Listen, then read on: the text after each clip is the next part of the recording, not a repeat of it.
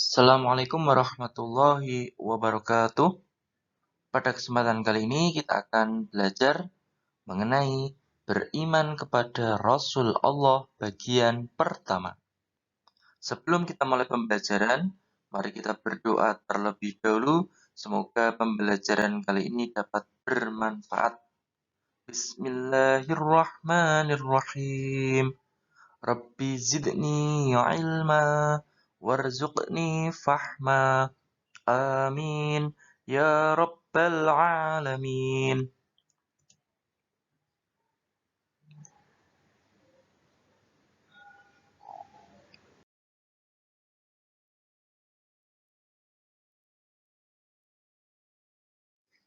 Tujuan pembelajaran yang akan kita capai pada pembelajaran kali ini diharapkan nanti anak-anak setelah mengikuti pembelajaran yang pertama dapat mengetahui perbedaan Nabi dan Rasul. Yang kedua, dapat mengetahui arti iman kepada Rasul Allah. Dan yang ketiga, mengetahui sifat wajib Rasul dan artinya.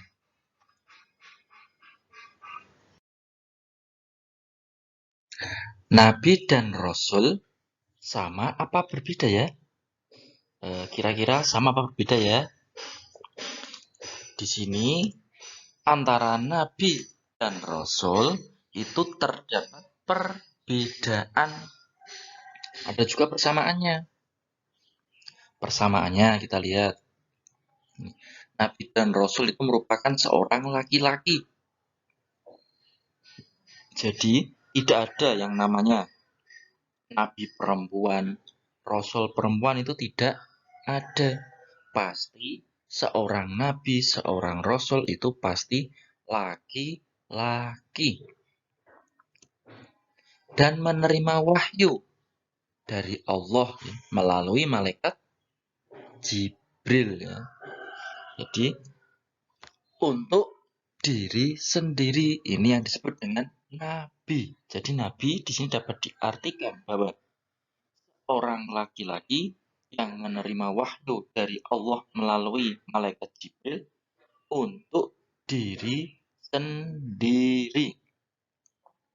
Sedangkan Rasul, seorang laki-laki yang menerima wahyu dari Allah melalui malaikat Jibril untuk diri sendiri dan umatnya. Jadi sudah tahu bedanya ya. Kalau Nabi, wahyu tadi untuk diri sendiri.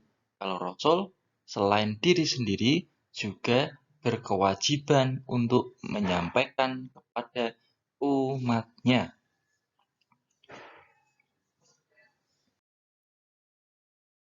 Iman. Iman artinya percaya. Orang yang beriman atau mempercayai sesuatu itu tidak hanya diucapkan dengan lisan, tetapi juga harus diyakini di dalam hati dan diamalkan ke dalam perbuatan. Itu merupakan cara beriman yang benar. Contoh, ketika seseorang mengatakan beriman kepada Allah, ya, di dalam hatinya juga harus terucap dan meyakini bahwa Allah itu benar-benar ada.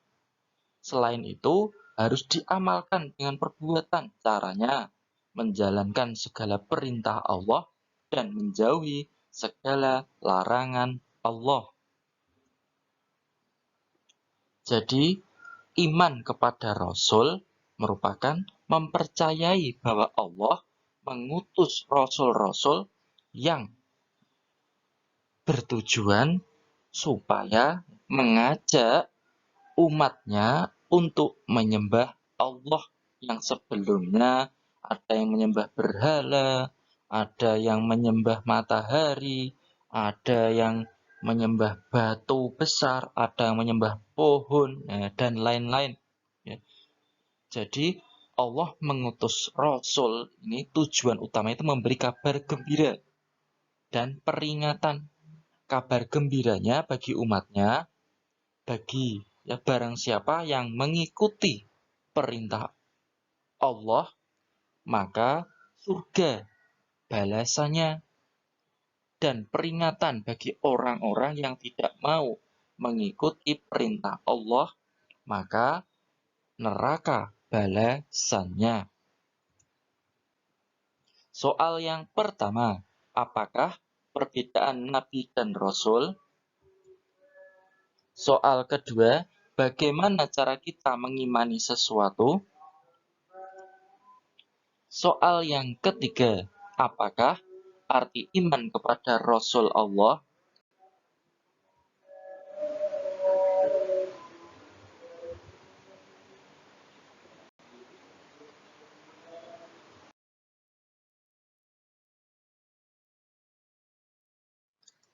Sifat wajib Rasul. Sifat wajib Rasul artinya sifat yang harus atau pasti dimiliki oleh seorang Rasul. Jika tidak ada salah satu saja dari sifat ini, maka sudah tidak disebut sebagai Rasul. Sifat wajib Rasul yang pertama, siddiq, artinya jujur. Jadi, segala ucapan, segala tingkah laku dari seorang Rasul itu pasti jujur, pasti benar. Tidak mungkin berbohong.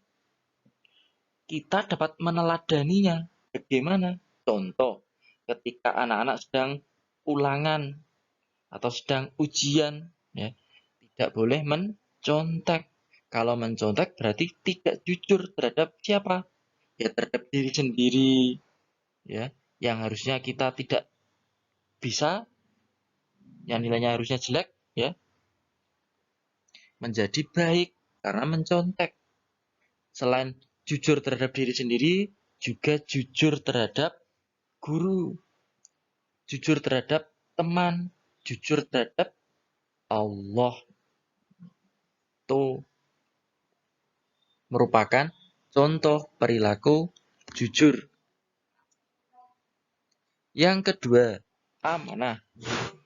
Amanah artinya dapat dipercaya. Rasul, ya, segala yang disampaikan Rasul pasti akan dipercaya oleh umatnya yang mengaku beriman kepada Rasul. Karena segala yang dilakukan Rasul itu pasti benarnya. Contoh amanah yang dapat kita tiru. Apabila kita dititipi surat izin teman, ya kita sampaikan kepada guru kita. Apabila kita dititipi saudara berupa uang untuk disampaikan kepada yang lain, kepada saudara yang lain, ya kita sampaikan sesuai dengan amanah yang sudah diberikan. Tidak boleh kita kurangi sedikit pun. Tablik ini artinya menyampaikan. Segala sesuatu yang diterima Rasul, wahyu, ya, pasti akan disampaikan kepada umatnya.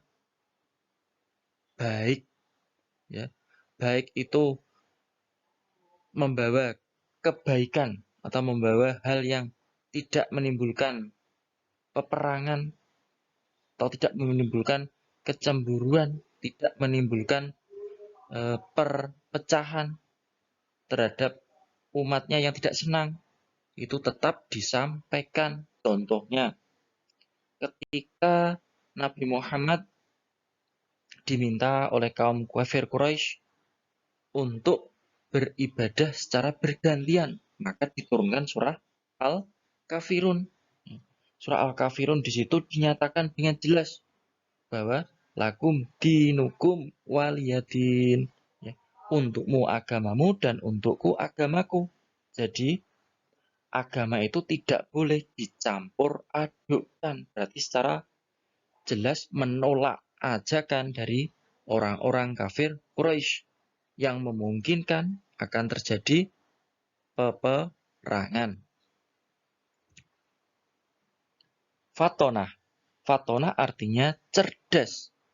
Jadi seorang rasul itu pasti cerdas. Tidak mungkin seorang rasul itu bodoh. Karena apa? Ketika seorang rasul diperintah oleh Allah untuk menyampaikan wahyu yang telah diterimanya, maka seorang rasul harus tahu bagaimana caranya supaya perintah-perintah dari Allah tadi dapat diterima oleh umatnya. Soal yang keempat, sebutkan contoh perilaku jujur terhadap diri sendiri. Soal yang kelima, mengapa Nabi tidak memiliki sifat wajib tabligh? Demikian pembelajaran kali ini, semoga bermanfaat. Mari kita tutup dengan bacaan Alhamdulillahirabbil alamin. Wabillahi taufik walhidayah. Wassalamualaikum warahmatullahi wabarakatuh.